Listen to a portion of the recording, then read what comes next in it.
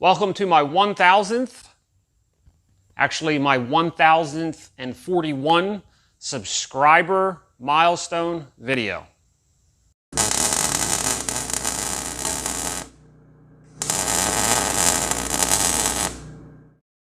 Welcome to Challenge to Build. My name is Paul Michael. Welcome to my garage. It's hard to believe, about almost 2 years ago, I started on this journey of YouTube for the sole fact of almost losing my job. It's been an amazing journey to this point so far, and this is definitely something that I never thought I would do. And here we are today celebrating my 1000th subscriber milestone video. It's pretty awesome. I wanted to take a couple of minutes and give you an update on where I'm at, where I'm headed, and what I've done. Kind of soak in the moment and celebrate the victory and the win. So about 2 years ago, if you remember, depending on how long you've been following me, this process of YouTube and social media started when I was getting ready to lose my job. Knowing that I didn't have anything else to fall back on, and talking with a couple of my friends, one of which actually who follows me, kind of spurred me to get my butt moving and attempt this YouTube channel style business, I guess you could say. So right out of the gate, I started to pursue YouTube and came out of the gate pretty strong with an idea of focusing my videos on content around the things that I love to do. If you asked me 20 years ago if I would start a YouTube channel to showcase some of the things that I love to do, I would have probably said, "You're crazy." But here we are today. And as a marking of this video, I believe today is July 31st, 2021. As of today, I have 1,041 subscribers. And I want to personally thank each and every one of you for clicking that subscribe button and following me and watching my videos and interacting with me on Twitter and or Instagram. It is, even though the number may be small, in my opinion, it is a super strong foundation, and I appreciate each and every one of you. Now, moving forward already, what I'm about to talk about in the world and realm of YouTube is probably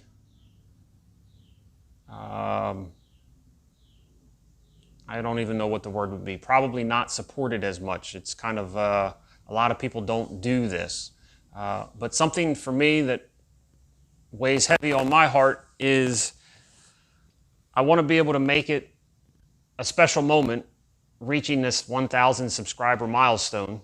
And what I'm going to do is I'm actually going to remove my subscriber count to the button. Now, a lot of people will probably say, well, why would you do this?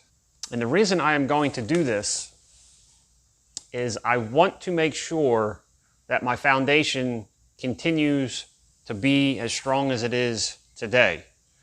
And in my head and my thinking, in my process of thinking with this is I want my content to be the reason why people subscribe to my channel.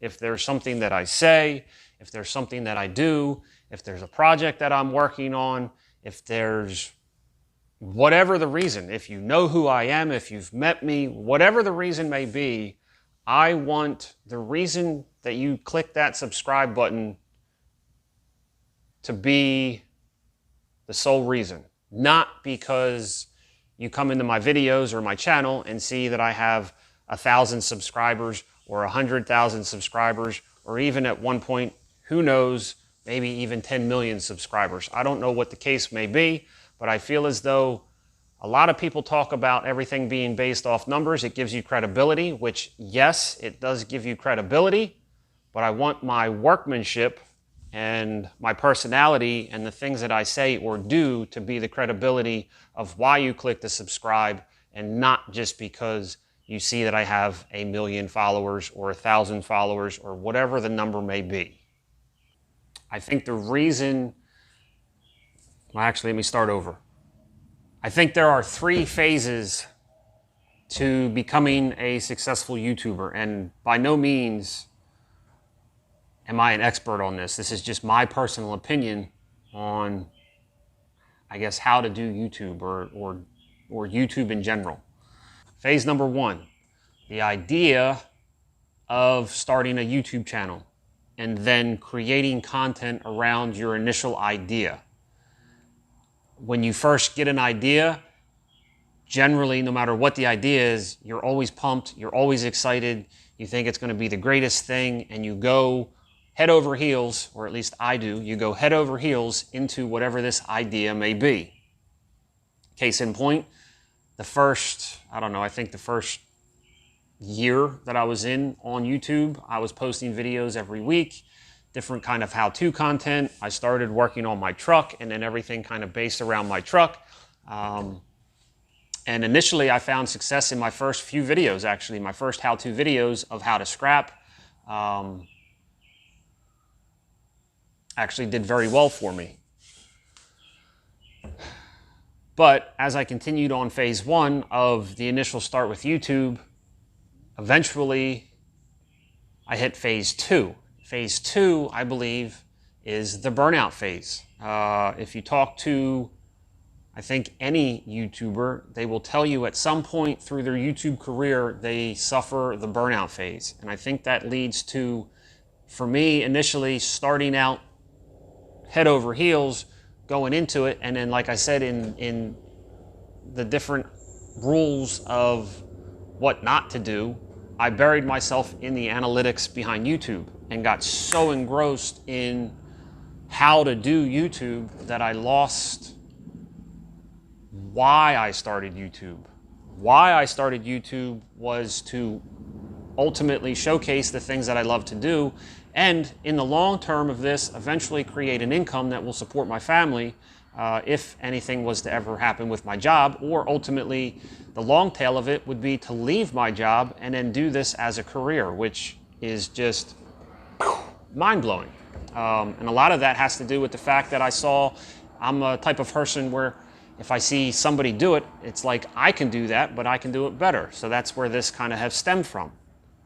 And then phase number 3 is the continuation of phase number 1, but phase number 3 comes with the foundation of having a good subscriber basis, and then realizing it almost doesn't, in my opinion, it almost doesn't matter what you do or what you post. The people that really want to follow you or see success for you will follow you no matter what. So at that point, you want to create content that makes you happy, you want to work on the things that make you happy, and then post content when you are ready and when things are at your standards. For me personally, I want to make sure the content that is posted is,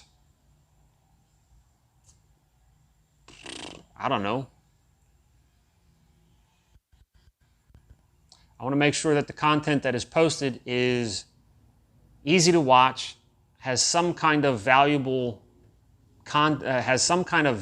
in it for you, something that either I did wrong or something that I did that might teach you something, and ultimately just makes me happy. So post content that makes you happy. If it makes you happy, it will ultimately make somebody else like you happy. And that, I think, is the key to a successful YouTube channel and career. If you want my suggestions on who to follow or who to search out to help you make content like that, would be, number 1 would be Think Media. Sean Cannell over at the Think Media YouTube channel is, in my opinion, top notch. I really do enjoy watching his content. He speaks a lot of truth behind it and has grown tremendously over the last, I think he said 10 or 12 years. So my advice would be to watch him and his team on how to do YouTube. Another channel that I would recommend to watch would be Peter Mckinnon. Peter Mckinnon really teaches how to film and photograph content in such a desirable way that it will keep you entertained just by what he teaches. So those are my two go-to channels that I still watch today on how to do YouTube and how to do photography and filmmaking and all of the things behind the scenes when it comes to YouTube. So now that we have all of that taken care of, and if you are still watching, that means you are a follower of mine and I appreciate you. Moving forward in YouTube, one thing that every YouTuber needs in their arsenal is, I'll be right back.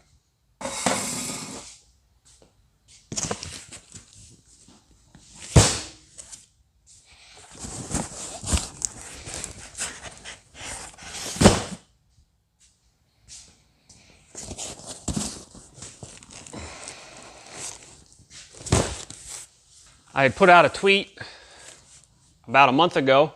It has taken a little bit longer than I had originally anticipated, but it's a big moment here at Challenge to Build.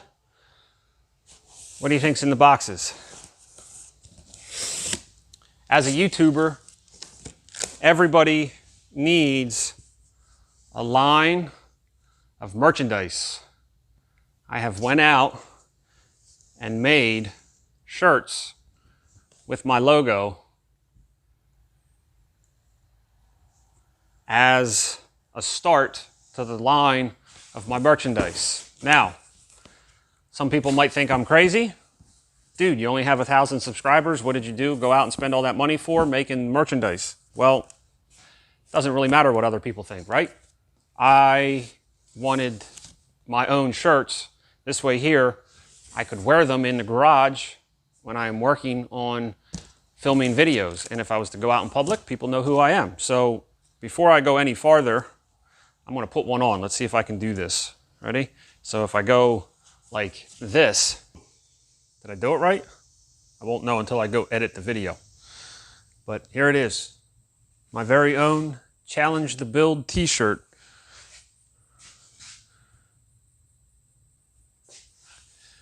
What do you think? Pretty cool? I have men's crews, which is this. I have sweatshirts. I even went as far and got the ladies, yes, the ladies, some tank tops and some V-necks. I went a little overboard, like always, and got a little bit of everything for everybody. If you have any interest in supporting Challenge to Build or one of these t-shirts of any style or color or sweatshirts, I sell these on eBay. One of the things that I didn't really talk about too much in this video is that I also support eBay and the reseller's lifestyle. It's another thing that I find a lot of enjoyment in, and it kind of ties in with what I'm doing here. So I am going to initially sell these on eBay. In the realm of eBay, they say to sell replenishables or have replenishables. What better way to sell on eBay than have your own replenishables? So all of the t-shirts, sweatshirts, oh, I forgot.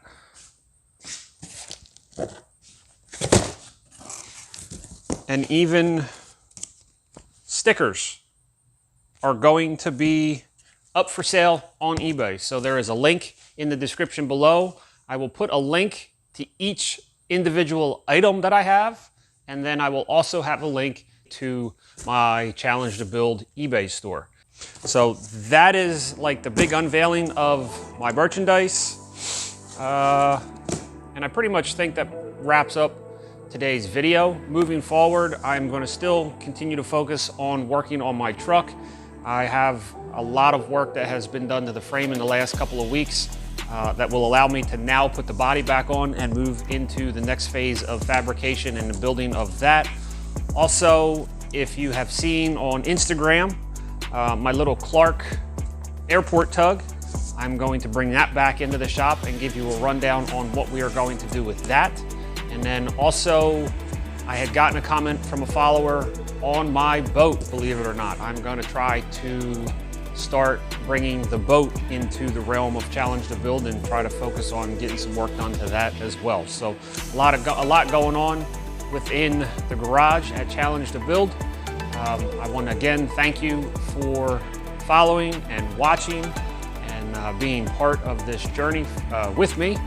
And now it is time for you to go out and challenge your build. My name is Paul Michael. Thanks for watching, and I will see you in the next video.